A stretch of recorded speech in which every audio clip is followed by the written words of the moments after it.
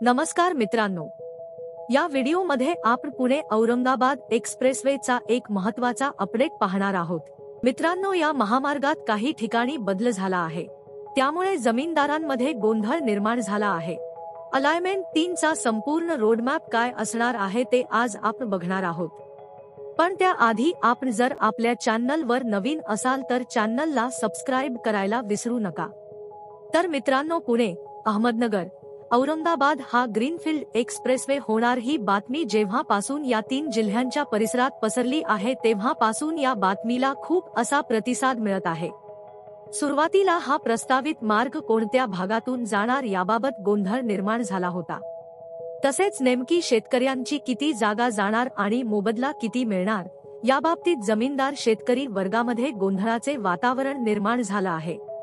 आता पुणे जिल्ह्यातील काही ठिकाणी भूसंपादनास सुरुवात झाल्याचे दिसत असले तरी मात्र अहमदनगर आणि संभाजीनगर जिल्ह्याचं काय असा प्रश्न सर्वांना पडला आहे।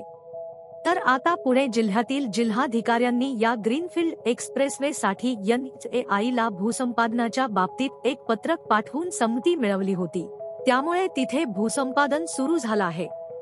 तर याबाबत औरंगाबादच्या जिल्हाधिकाऱ्यांकडून महत्त्वाची माहिती समोर आली आहे। या 2 जिल्ह्यांच्या भूसंपादनाबाबत अद्याप कोणताही निर्णय झाला नसून हे अधिकारी वरिष्ठांच्या आदेशाच्या प्रतीक्षेत आहेत।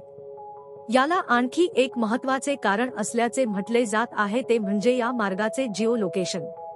तर मित्रांनो, जवळपास 1-1.5 महिन्यापूर्वी रस्त्याच्या बाबतीत काही अलाइनमेंट समोर आली होती।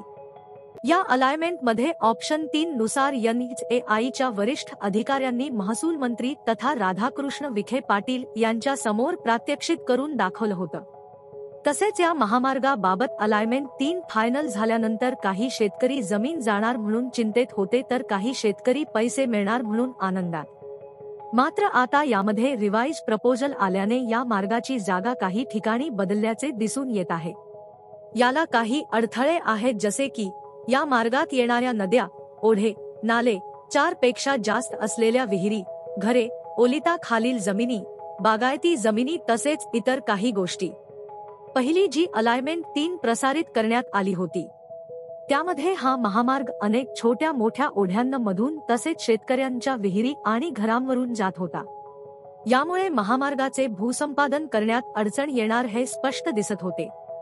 हीच गोष्ट लक्षात घेऊन या महामार्गाची दिशा काही ठिकाणी वळवण्यात आली आहे, जेणेकरून रस्त्यात येणाऱ्या विहिरी, घरे आणि ओढे यांना वाचवता येईल।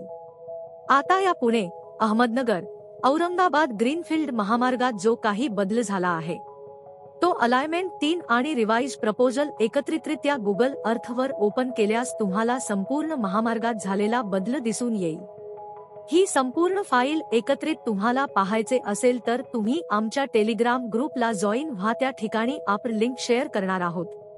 आता या रूटचा प्रस्तावित मार्ग काय आहे तर मित्रांनो, पुणे, अहमदनगर, औरंगाबाद, संभाजीनगर या ग्रीनफील्ड एक्सप्रेसवेची सुरुवात पुणे रिंग रोड प्रोजेक्ट पासून होणार असून औरंगाबाद मधील शेंद्रा MIDC येथे हा मार्ग समृद्धी मार्गाला जोडला जाणार आहे। या महामार्गाची 100 मीटर रुंदीप्रमाणे या मार्गासाठी जमीन लागणार आहे। यासाठी नेमकी किती जमीन संपादित करावी लागेल हे आराखडा पूर्ण झाल्यास स्पष्ट होईल। मात्र जमीन संपादनाची जबाबदारी MSRDC ची असणार आहे। तसेच पैठण, पाथर्डी, शेवगाव, श्रीगोंदा, पारनेर, पुरंदर, हवेली, शिरूर या तालुक्यांमधून हा मार्ग जाणार आहे। या मार्गाला रांजणगाव आणि बिडकीन अशी 2 प्रवेशद्वारे असणार आहेत। मात्र हा मार्ग प्रवेश नियंत्रण मार्ग, ॲक्सेस कंट्रोल रोड असणार असल्याने 2 प्रवेशद्वार वगळता इतर कुठून या मार्गावर प्रवेश करता येणार नसल्याचं अधिकाऱ्यांनी सांगितलं आहे। अशा या महत्त्वाकांक्षी मार्गाच्या आराखड्याचे काम मार्च 2023 पर्यंत पूर्ण करण्याचे NHAI चे नियोजन आहे। आराखडा पूर्ण झाल्यानंतर पुढील प्रक्रिया पूर्ण करून जून 2023 मध्ये कामाला सुरुवात करण्याचा प्रयत्न असल्याचे ही NHAI मधील वरिष्ठ अधिकाऱ्याने सांगितले।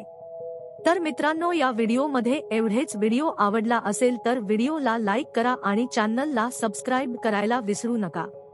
या चॅनलवर असेच अपडेट येत असतात तेव्हा चॅनलला नक्की सबस्क्राइब करा।